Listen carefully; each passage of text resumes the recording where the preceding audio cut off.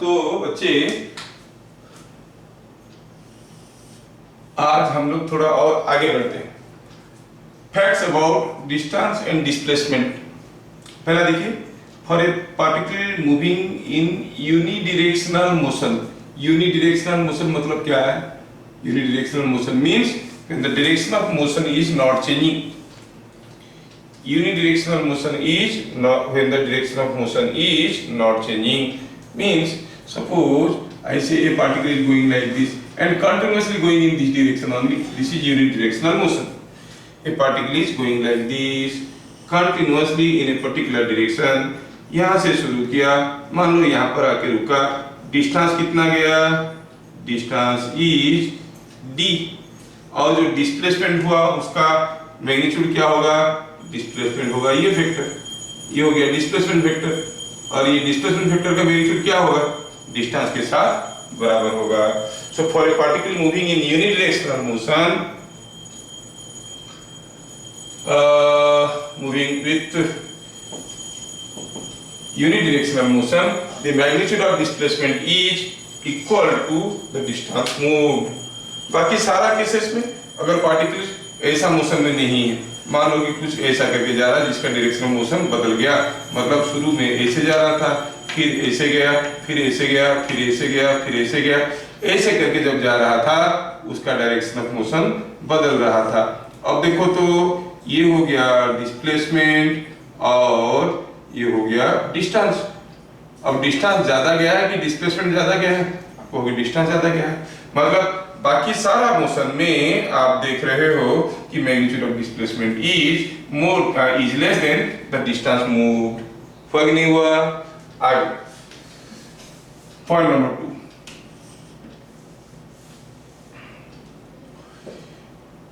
Over certain period, अच्छा, if a particle after moving in some direction again comes back to starting point, then आप क्या कहोगे? then its displacement is 0। क्यों? क्योंकि जहां से गया था वहीं पे वापस आ गया। सपोज हम कहेंगे यहाँ से कोई एक पत्थर को फेंकते हैं, वो पत्थर ऊपर गया, ऊपर गया और गया और गया, फिर वहां से वापस गिरा, जहां से फेंके थे वहीं पे आके गिर गया, तो आप क्या कहोगे? उसका डिस्प्लेसमेंट क्या हुआ? 0। लेकिन डिस्टेंस 0 नहीं हुआ, है कि नहीं? Number 3, for a particle in motion, for a particle in motion, displacement can be negative, but distance moved is always positive, है ना? is always, distance moved is always positive. Particle in motion, displacement can be negative. जैसे a body moves -10 meter to east, so when the direction is mentioned, you say it is a displacement. So this is true. ये possible है कि impossible है? ये possible है, ऐसा case तो possible है ना? और आप क्या कहोगे? दूसरा, सपोज हम कहेंगे an ant moves -6 centimeter अरे -6 सेंटीमीटर कैसे जा सकता है? आप कहीं खड़े हो, आपको कहा जाएगा you just move -6 centimetre. 6 centimetre is understood, -6 centimetre not understood. -6 centimetre towards east बोल देने से you will go 6 centimetre towards waste, है कि नहीं? Accordingly.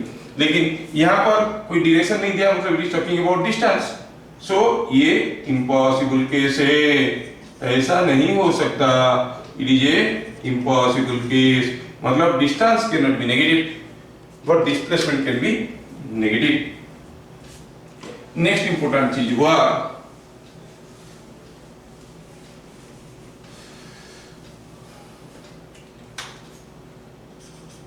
for certain interval of time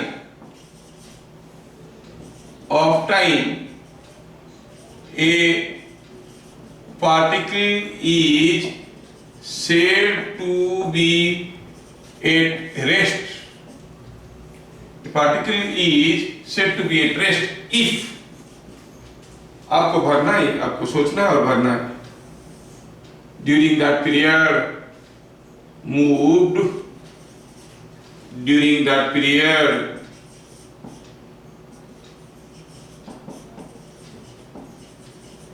is 0। सोचो तो, आपको भरना है यहाँ पे fill in the blanks। For a certain interval of time a particle is said to be at rest if distance moved during that period is 0 or displacement moved during that period is 0। अरे हो सकता है कि मान लो 9 बजे से 10 बजे तक कोई रेस्ट में था, हो सकता है कि वो 9 बजे के बाद चलना शुरू किया, घूम फिर के 10 बजे तक वापस आ गया था, तो उसका डिस्प्लेसमेंट 0 हुआ। क्या इसका मतलब ये हुआ कि 9 से 10 बजे के बाद बीच में वो चला नहीं था, रेस्ट में था? नहीं, तो डिस्प्लेसमेंट 0 होने से नहीं बनेगा। हाँ, अगर डिस्टेंस मूव्ड 0 हो गया तो कहोगे हाँ रेस्ट में था। तो क्या लिखेंगे? For a certain interval of time a particle is said to be at rest if distance moved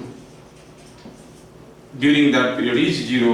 और डिस्टेंस मूव्ड 0 हुआ मतलब जहां था वहीं था, उसका पोजीशन में कोई चेंज नहीं आया।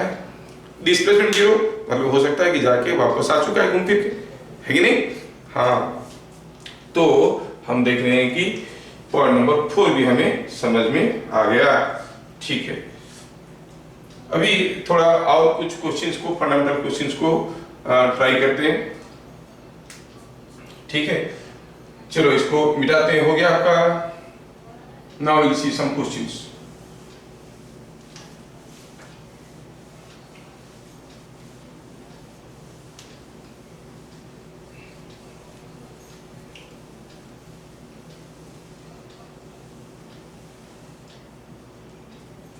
क्वेश्चन नंबर 1, से ट्रू और false for a body in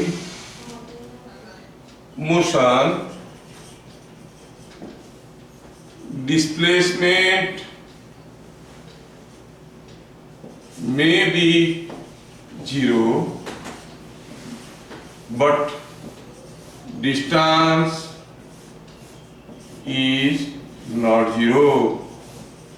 distance moved is not 0। It is possible to have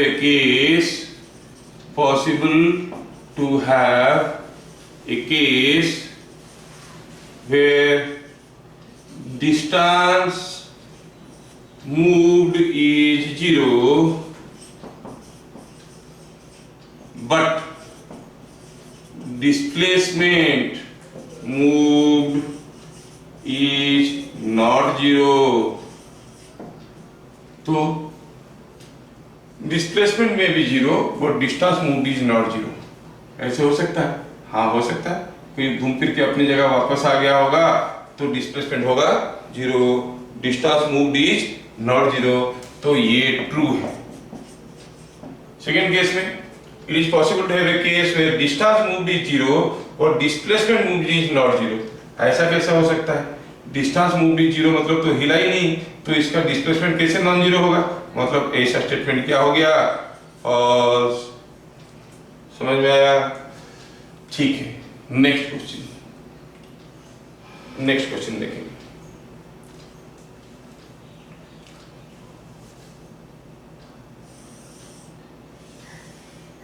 ये मोबाइल का स्नेक गेम है, आप लोग खेलते होंगे इसमें, है ना। चलिए, मैं अभी इस स्नेक गेम के बारे में इंटरेस्टिंग फैक्ट पूछने वाला हूँ, ठीक है।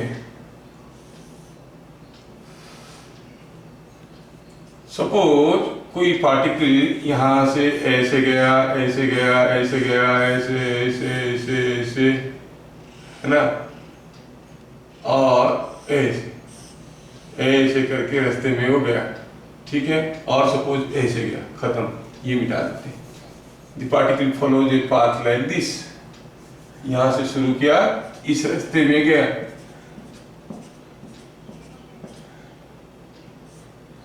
कोई दूसरा पार्टिकल क्या किया, वो ऐसे गया, ठीक है। वो he starts like this and goes like this. ये इधर से जो गया उसका नाम है ए, इधर से जो गया उसका नाम है बी, दोनों पी से क्यू तक गए। Two particles move from O to P in two different paths as shown. Which one or who travels more distance? Who travels less distance and more displacement? More displacement, ये दोनों question का answer बताना है। इसमें से distance किसका ज्यादा हुआ, डिस्प्लेसमेंट किसका ज्यादा हुआ। दोनों ही P से स्टार्ट किए, Q में खत्म किए मोशन, मतलब डिस्प्लेसमेंट क्या हुआ, स्टार्टिंग पॉइंट फिक्स है, एंडिंग पॉइंट फिक्स्ड है, तो दोनों का डिस्प्लेसमेंट बराबर हुआ कि नहीं हुआ। तो हम क्या कहेंगे, सॉल्यूशन में कहेंगे बोथ have same displacement। समझ में आ गया, ये बीट नंबर 2 पहले आ गया, ठीक है। फिर कौन ज्यादा डिस्टेंस गया, कोई ऐसे गया है और कोई ऐसे गया है, थोड़ा सोचो और बताओ। जो ऐसे गया है, this length plus this length plus this length plus this length plus this length is equal to this length, है कि नहीं। This length plus this length plus this length plus this length is equal to this length, है कि नहीं। इसका मतलब ये जितना डिस्टेंस गया है, length of this path is same as length of this path, that means you will say both have moved same distance, दोनों का डिस्टेंस भी बराबर हुआ और डिस्प्लेसमेंट भी बराबर हुआ, है कि नहीं। डिस्टेंस भी बराबर हुआ और डिस्प्लेसमेंट भी बराबर हुआ, ठीक है। Okay, next question.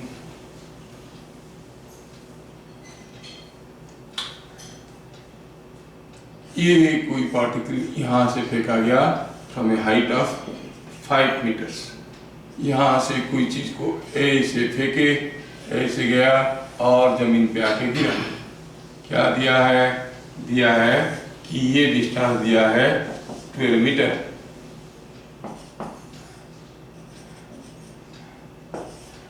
Particle projected from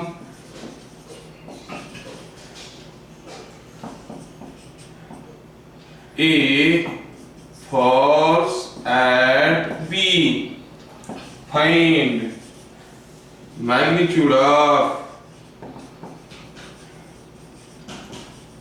displacement, find magnitude of displacement। बनाओ सॉल्यूशन, क्या बनेगा इसमें, सॉल्यूशन क्या बनेगा, यहाँ से कोई चीज को फेंके, यहाँ पे गिरा, डिस्प्लेसमेंट, पहले डिस्प्लेसमेंट वेक्टर को ड्रॉ करके दिखते हैं, दिखता कैसा है ये वेक्टर कैसा होता है, वो स्टार्टिंग पॉइंट से एंडिंग पॉइंट का शॉर्टेस्ट डिस्टेंस स्टार्ट होगा, यहाँ से खत्म होगा, यहाँ पे this is what is the displacement, है कि नहीं। हमें पूछा है मैग्नीट्यूड, मतलब ये मैग्नीट्यूड पूछा है, मतलब इसका लेंथ पूछा है, अरे ये तो 12 दिया है, ये 5 दिया है, मिल जाएगा ना। तो हम क्या कहेंगे, हियर मैग्नीट्यूड ऑफ डिस्प्लेसमेंट क्या हो जाएगा, सीधे सीधे पाइथागोरस थ्योरम, ये है 5, ये है 12, 5 का स्क्वायर 12 का square that is equal to 13 metre. समझ में आया क्या, समझ में आया क्या? ठीक है, next question.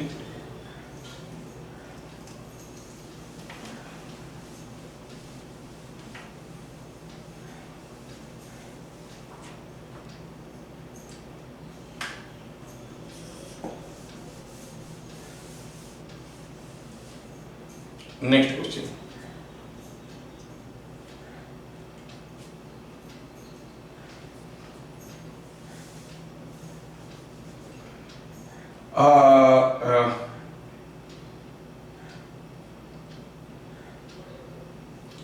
a particle is moving in a circle of radius r. Find magnitude of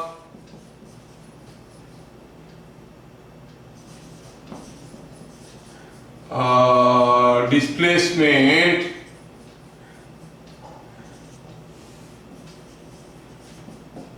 and distance moved after half revolution,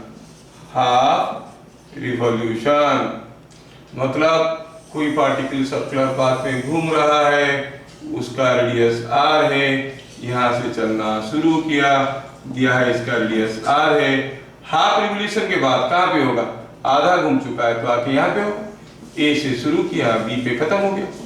पूछा है कितना डिस्टेंस गया बताओ, कितना डिस्प्लेसमेंट गया बताओ, तो आप क्या कहोगे, डिस्टेंस मूव्ड क्या हो जाएगा इसमें बताओ, इक्वल टू ये लेंथ ऑफ द पाथ है ना, सर्कुलर पाथ में जा रहा है, लेंथ ऑफ द पाथ मतलब ये पूरा सर्किल का लेंथ कितना होता है 2 पाई r, तो ये इतने का लेंथ क्या हो जाएगा, ओनली पाई इंटू r, पाई को आप 22/7 लिख सकते हो। What is the displacement, displacement is the shortest distance between the starting and ending point, इसके और इसके बीच में शॉर्टेस्ट डिस्टेंस क्या है 2r। समझ में आ रहा है क्या? अगर समझ में आ रहा है तो दूसरा क्वेश्चन आप करोगे, ठीक है, दूसरा क्वेश्चन आप करो।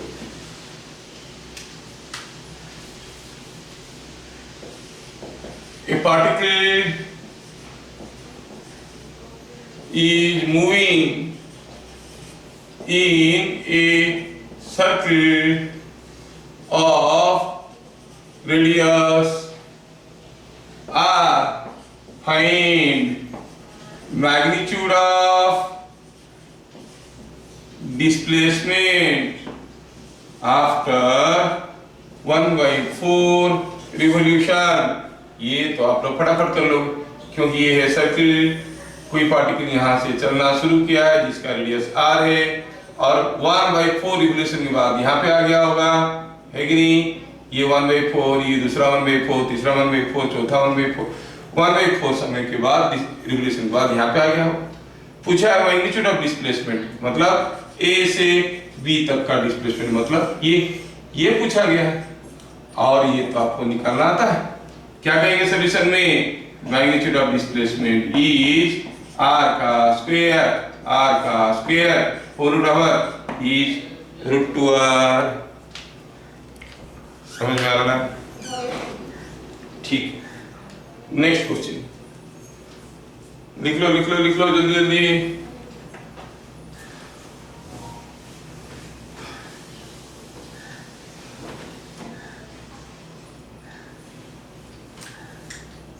Next question, an insect moves 20 centimeter to east, then turns left and moves 5 centimeter, and then again turns left and moves 8 centimeter. Find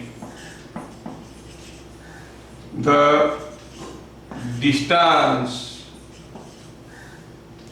and displacement moved. क्या दिया ऐसा है, ये ईस्ट है, ये नॉर्थ है, ये वेस्ट, ये साउथ है। इंसेक्ट कैसे गया? पहले गया वो टुवर्ड्स ईस्ट, कितना? 20 सेंटीमीटर, ठीक है। उसके बाद किधर गया? Turns left. लेफ्ट मतलब किधर जाएगा? लेफ्ट इधर जा रहा था, लेफ्ट इधर को होगा। टर्न्स लेफ्ट मतलब नॉर्थ की तरफ जाएगा। कितना दूर गया? 5 सेंटीमीटर, ठीक है। ये गया 5 सेंटीमीटर। फिर उसके बाद क्या किया? फिर से टर्न्स लेफ्ट, मतलब अभी किधर जाएगा? नॉर्थ की तरफ जा रहा था, लेफ्ट किधर को है? वेस्ट को। So it again go towards waste. कितना गया? 8 सेंटीमीटर, ठीक है। ये गया 8 centimetre.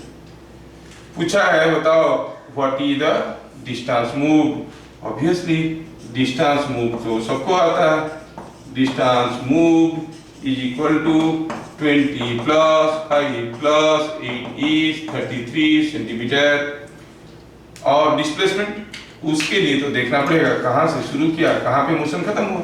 Started here, finished here, सो ये हो गया डिस्प्लेसमेंट। अब इसका मैग्नीट्यूड चाहिए तो हमें क्या चाहिए?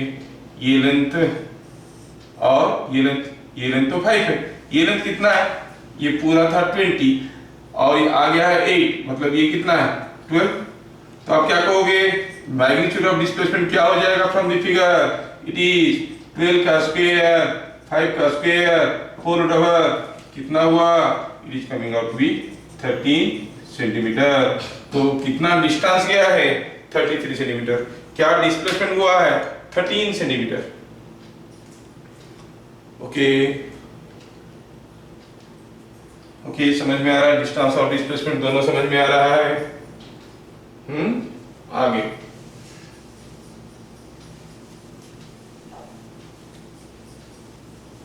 Next question,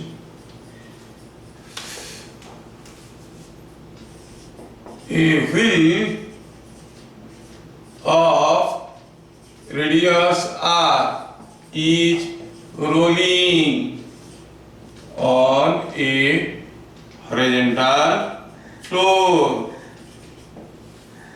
Find displacement of lowest point on wheel by the time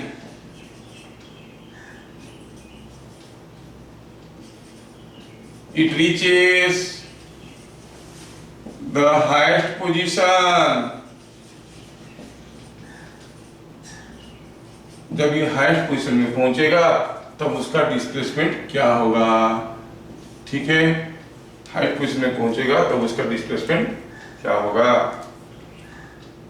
ठीक है, हाईएस्ट पोजीशन में पहुंचेगा तो डिस्प्लेसमेंट क्या होगा? चलो सोचते हैं। अब ये है कोई व्हील जिसका रेडियस r है, रोल कर रहा है का मतलब तो समझ में आ रहा होगा। रोल कर रहा है का मतलब हुआ घूमते घूमते आगे जा रहा है, ऐसे ऐसे घूम घूम के आगे जा रहा है। तो मान लो कि P is the lowest point. जब ये अगर इसका रेडियस r है, जब तक ये पूरा एक बार रोल कर लेगा, पूरा एक बार घूम जाएगा, आके यहीं के आगे पहुंच जाएगा। क्या बता सकते हो कितना दूर गया होगा? P फिर से यहाँ पे आ गया होगा, तब तक ये कितना दूर गया होगा? कितना दूर गया होगा? अगर इसका रेडियस r है तो ये सारा पॉइंट जो है एक एक बार ग्राउंड को टच कर लिए होंगे, पूरा एक बार ऐसे घूम के आगे जाएगा, मतलब इतना ही लेंथ जाएगा। कितना है वो लेंथ? 2 पाई r। लेकिन ये नहीं पूछा है P पॉइंट फिर से जब लोएस्ट पॉइंट में आएगा कितना दूर गया होगा पूछेंगे तो 2 पाई r कहेंगे, वो सही है। लेकिन पूछा कुछ दूसरा है। Find the displacement of lowest point on wheel by the time it reaches the highest position. P अभी यहाँ पे नीचे था, यहाँ पे भी नीचे था। हाईएस्ट पोजीशन में कैसे होगा, कब होगा, जब ये घूमते घूमते आधा दूर गया होगा, यहाँ पर गया होगा, तब P कहीं यहाँ पे होगा, फिर आगे चल के इधर आ जाएगा। That means P is following a path something like this, है कि नहीं। हाईएस्ट पोजीशन में होगा तो क्या बता सकते हो तब तक ये कितना दूर गया होगा। अगर ये पूरा एक बार घूमने में 2 पाई r जाता है तो ये कितना दूर गया होगा, पाई r। और ये हाइट कितना है, 2r। अब बताओ जब P हाईएस्ट पोजीशन में पहुंचा तब उसका डिस्प्लेसमेंट कितना है, हाईएस्ट पोजीशन में तब पहुंचा जब उसमें हाफ रिवोल्यूशन हो चुका है। हाफ रिवोल्यूशन में वो कितना दूर आगे गया है, पूरा रिवोल्यूशन में 2 पाई r चले जाता है सर्कमफेरेंस का लेंथ। हाफ रिवोल्यूशन में जब वो हाईएस्ट पॉइंट में पहुंचा होगा तो कितना दूर गया होगा, पाई r। ये लेंथ पाई r है, ये हाइट 2r है। पूछा है डिस्प्लेसमेंट क्या है बताओ। अब तो डिस्प्लेसमेंट क्या है, स्टार्टिंग पॉइंट से एंडिंग पॉइंट का मोशन, ये हो गया डिस्प्लेसमेंट, है कि नहीं। तो आप क्या कहोगे, here magnitude of displacement is this square whole over Pythagoras theorem, pi r का स्क्वायर प्लस 2r का square whole over is the magnitude of displacement. समझ में आया क्या, इज इट अंडरस्टूड। ठीक है, तो हम लोग डिस्प्लेसमेंट के ऊपर, डिस्टेंस के ऊपर काफी कुछ चीजें अभी देख लिए। अभी धीरे धीरे आगे बढ़ेंगे। What is speed, instantaneous speed, instantaneous velocity, average speed, average velocity, ये सारा चीज हम लोग एक एक करके अभी देखेंगे। ठीक है।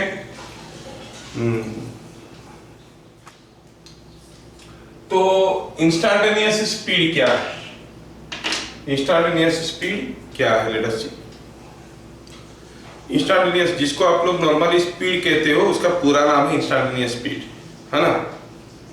तो जो इंस्टैंटेनियस स्पीड है वो क्या है, speed at a particular instant. By the way speed क्या है, आप तो स्पीड सबको जानते हो क्या है। कोई गाड़ी ज्यादा स्पीड में जा रहा है मतलब जल्दी जल्दी जा रहा है, ठीक है। लैंग्वेज में कहने के लिए जल्दी जल्दी जा रहा है, ठीक है। बट फिजिक्स के लैंग्वेज में अगर ट्रांसलेट करेंगे तो ये ऐसे आएगा, ये जल्दी जल्दी ज्यादा डिस्टेंस जा रहा है तो हम कहेंगे ये ज्यादा स्पीड में जा रहा है ना। धीरे धीरे जा रहा है मतलब कम स्पीड में जा रहा है। धीरे धीरे जा रहा है तो तब क्या हो रहा है, थोड़ा सा डिस्टेंस को जाने के लिए उसको ज्यादा समय लगता है। अगर सेम डिस्टेंस को जाने के लिए ज्यादा समय लगेगा हम कहेंगे स्पीड कम है, कम समय लगेगा तो कहेंगे स्पीड ज्यादा है। That you understand. So it is, technically लिखेंगे तो क्या कहेंगे इसको, rate of change in distance moved. ठीक है। आज की स्कूल लेवल में आप कहते हो कि स्पीड, जिसको हम भी कहते हैं, ठीक है, स्पीड क्या है, speed is distance moved divided by time taken.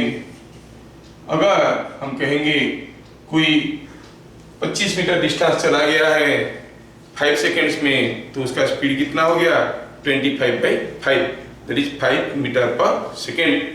तो इसका यूनिट क्या हो जाएगा, डिस्टेंस तो होता है मीटर में, ये होता है सेकंड में, तो मीटर पर सेकंड। किलोमीटर पर आवर भी होता है। जैसे गाड़ी में हम लोग स्पीड को किलोमीटर पर आवर में देखते हैं। अगर हम कहेंगे एक car is moving at 60 kilometre per our, मतलब 1 घंटे में वो 60 किलोमीटर चला जाता है। ये जो 1 किलोमीटर पर आवर, इसको अगर हम मीटर पर सेकंड में कन्वर्ट करेंगे तो आप जानते हो कि 1 kilometre is 1000 metre and 1 hour is 3600 seconds. 1 hour is 60 minutes. Each minute is 60 seconds. So how much it is coming out to be? 5. Simplify करो, 5/18 मीटर पर सेकेंड। ये बड़ा जरूरत की चीज है, न्यूमेरिकल में काम में लगेगा, ध्यान रहे। 1 kilometre per hour is 5/18 metre per second. अगर हम कहेंगे ये गाड़ी जा रहा है कितने में, 25 किलोमीटर पर आवर, तो कितना हो जाएगा, 25 इंटू 5/18, 18 आ जा रहा है, मान लो कि 90 किलोमीटर पर आवर में कोई गाड़ी जा रहा है, मतलब कितना हो जाएगा 90 इंटू 5/18 इज इक्वल टू 18 5 जा 90, so it is 5 into 5 that is 25 metre per second. जो गाड़ी 1 घंटे में 90 किलोमीटर जा रहा है, 1 सेकेंड में 25 मीटर जा रहा है। तो ये स्कूल लेवल का डेफिनेशन है, v is equal to d/t। School में स्पीड को s लिखते हैं, मैं डिस्प्लेसमेंट को s लिखता हूं, तो स्पीड को v लिख रहा हूं। ठीक है, तो यह आ गया इंस्टेंटेनियस स्पीड, क्या डिस्टेंस मूव बाय टाइम। लेकिन इंस्टेंटेनियस स्पीड का मतलब ये नहीं है, स्कूल में ऐसा चलता है, इंस्टेंटेनियस स्पीड का मतलब ये एग्जैक्टली नहीं है। तो क्या है एग्जैक्टली इंस्टेंटेनियस स्पीड? हो सकता है कि कोई गाड़ी ऐसे जा रहा है, मान लो कि यहाँ से 200 किलोमीटर दूर गया, रास्ता भर उसका स्पीड कांस्टेंट नहीं था, रास्ते में हर जगह उसका स्पीड अलग अलग था, कभी जल्दी जल्दी जा रहा था तो कभी धीरे धीरे जा रहा था, कभी ब्रेक लगा रहा था तो कभी टोल गेट आ रहा था, कभी हाईवे था तो ज़्यादा स्पीड में जा रहा था। कोई पूछेगा उसका स्पीड क्या है, तो आप बोलोगे कब, क्योंकि अलग अलग समय में अलग अलग स्पीड था। कोई पूछेगा बताओ रात के 9 बजे उसका स्पीड क्या था, मतलब एक पर्टिकुलर टाइम में हम उसका स्पीड को जानना चाहते हैं। At a particular instant we want to know the speed, that speed at that instant is called instantaneous speed. So real definition क्या है? In the interval t is equal to t0 to t is equal to t0 plus dt. dt means a small time, or delta t, a small time. If a body moves a distance ds or delta s, a small distance delta s, then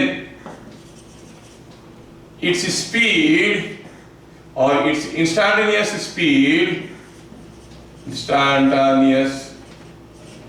speed at t is equal to t0 is कितना है instantaneous speed? Delta S distance गया है, t is equal to t0 से t is equal to t0 plus delta T, छोटा सा time का interval में उस समय में कितना दूर गया है? Delta S. कितना समय में गया है? डेल्टा टी सेकेंड्स में। So this is called the instantaneous speed.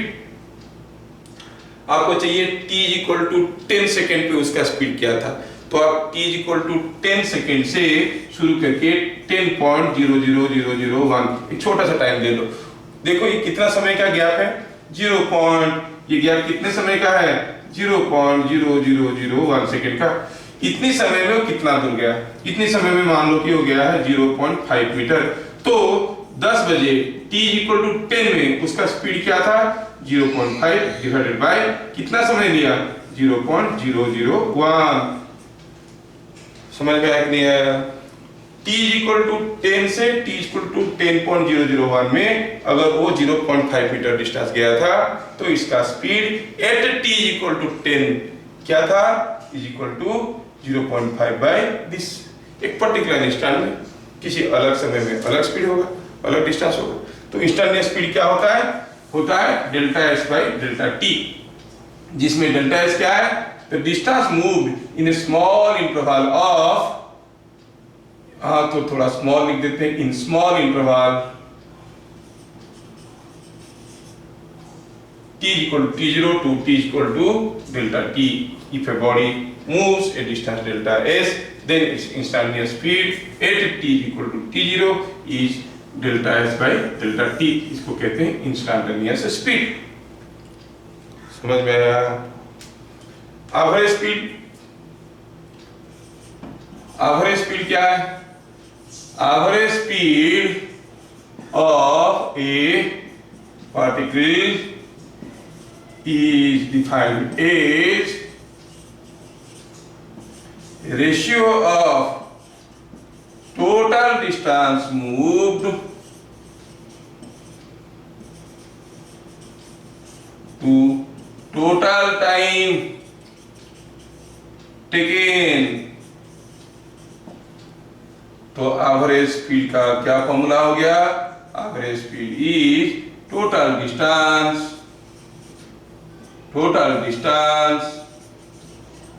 By total time. ये हो गया एवरेज स्पीड। तो मेरे ख्याल से आपको समझ में आ गया होगा एवरेज स्पीड और इंस्टेंटेनियस स्पीड में अंतर क्या है। थोड़ा सा एग्जांपल ले लेते हैं। राउरकेला से कटक इज 300 किलोमीटर्स। आप सुबह 6 बजे निकले राउरकेला से बाई कार और कटक में पहुंचे दिन के 12 बजे, तो 6 घंटे में आप 300 किलोमीटर चले गए। मतलब ये जो जर्नी हुआ आपका, उसमें आपका एवरेज स्पीड क्या था? एवरेज स्पीड क्या था ये लिख चुके हो ना? हो गया, ठीक है, इसको मिटा देते हैं। तो अगर कोई राउरकेला से कटक 300 किलोमीटर का दूरी को ये सुबह 6 बजे शुरू किया चलना, 12 बजे तक वो पहुंच गया। वहां पे रास्ते में 7 बजा, 8 बजा, 9 बजा, 10 बजा, ऐसे करके अलग अलग समय में अलग अलग जगह पे था। तो मान लो कि यहाँ पर था कब? वो 8 बजे था, यहाँ पर था 9 बजे और यहाँ पर था 10 बजे। ठीक है, थोड़ा let me make the drawing more up to scale. Suppose सुबह 8 बजे यहाँ पे था, ठीक है, 8 बजे यहाँ पे था और एम में 10 बजे यहाँ पे था, 10 AM में 11 बजे यहाँ पे था, हाँ, और फिर ये 12 बजे यहाँ पे आ गया। देखो तो आपको अगर कोई पूछेगा तो ये टोटल डिस्टेंस कितना दूर गया है? 300 किलोमीटर गया है। कितना समय में गया है? 6 बजे शुरू किया, 12 बजे पहुंच गया, 6 आवर्स में गया है। तो कोई अगर पूछेगा कि उसका एवरेज स्पीड क्या है, एवरेज स्पीड क्या था, कहोगे कि it is 300 kilometre gone in 6 hours, so it is 50 kilometre per our. ये उसका एवरेज स्पीड था। क्या रास्ता भर हर जगह उसका स्पीड 50 किलोमीटर पर आवर था? हाँ, नहीं। जब जा रहा था रास्ते में कहीं हम्स आ गया तो गाड़ी स्लो हो गया, कहीं नाश्ता करने के लिए रह गया तो थोड़ा गाड़ी स्लो हो गया, नहीं, सामने ट्रैफिक था तो गाड़ी स्लो हो गया, कभी हाईवे मिला तो गाड़ी का स्पीड हो गया। अब थोड़ा उसका मौसम तो देखो, वो 6 बजे चलना शुरू किया था, 8 बजे तक यहाँ पर आया था, 10 बजे तक यहाँ पर आया था, 11 बजे तक यहाँ पर आया था, 12 बजे यहाँ पर आया था। क्या बता सकते हो कौन सा जोन में?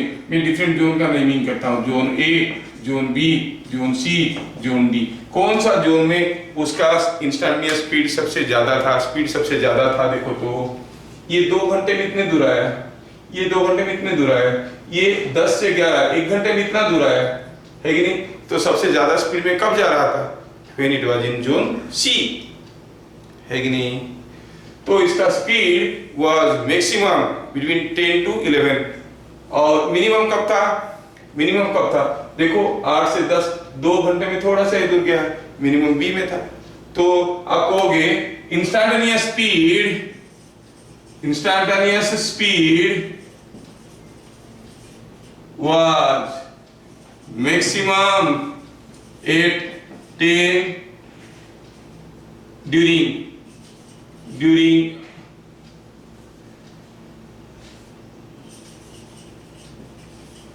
10 AM to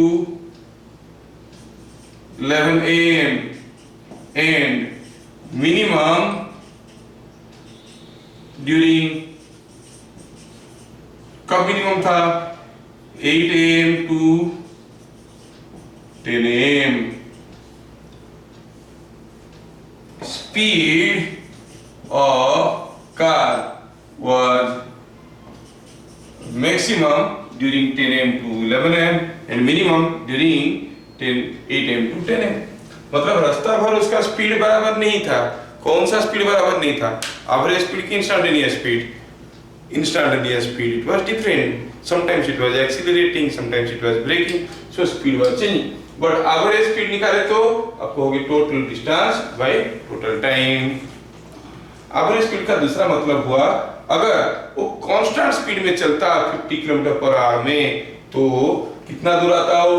ठीक समय में वो आके रास्ते में अगर कोई हॉर्न्स नहीं होता, स्पीड ना बढ़ाता ना घटाता, कांस्टेंट स्पीड में ही चलता, तो 6 बजे शुरू करता तो 12 बजे तक कटक में वो पहुंच जाता। That is what is the average speed. तो एवरेज स्पीड और इंस्टेंटेनियस स्पीड में क्या अंतर देख रहे हैं हम लोग? Instantaneous speed changes at different instants. Average speed is calculated over a certain distance और सर्टेन इन टाइम इंटरवल, है कि नहीं? दूसरा मतलब ये हुआ कि अगर कोई बॉडी कांस्टेंट स्पीड में जा रहा है, कोई बॉडी मान लो कांस्टेंट स्पीड में जा रहा है, तो आप कहोगे कि मान लो कि कोई बॉडी जा रहा है 10 मीटर पर सेकंड स्पीड में, कांस्टेंट है, तो 5 सेकंड में कितना दूर जाएगा? अगर उसका स्पीड है 10 मीटर इन 1 सेकंड, तो 5 सेकंड में कितना जाएगा? 50 मीटर्स, ठीक है ना? तो 50 मीटर जाने के लिए कितना समय लगा उसको? 5 सेकंड्स। एवरेज स्पीड क्या हो गया? 50/5 दैट इज 10। कहने का मतलब है इंस्टेंटेनियस स्पीड और एवरेज स्पीड बराबर कब होते हैं? जब the instantaneous speed is constant. When the instantaneous speed is constant, or a car, a body, or a particle is moving with constant speed, its average speed is same as instantaneous speed. आपकी book में जो numericals देते हैं उसमें the body was moving with constant speed, इसलिए वो लोग ना instantaneous speed ना average speed कुछ बोलते हैं, क्योंकि दोनों बराबर है। When it is moving with constant speed, a car is moving with this km/h, मतलब you have to assume the speed was constant throughout the motion, मतलब they need not mention whether it was instantaneous speed or average speed. क्यों? Because for constant speed motion, instantaneous speed and average speed are the same, है ना? तो वो चीज को हम लोग यहाँ पे मेंशन करेंगे।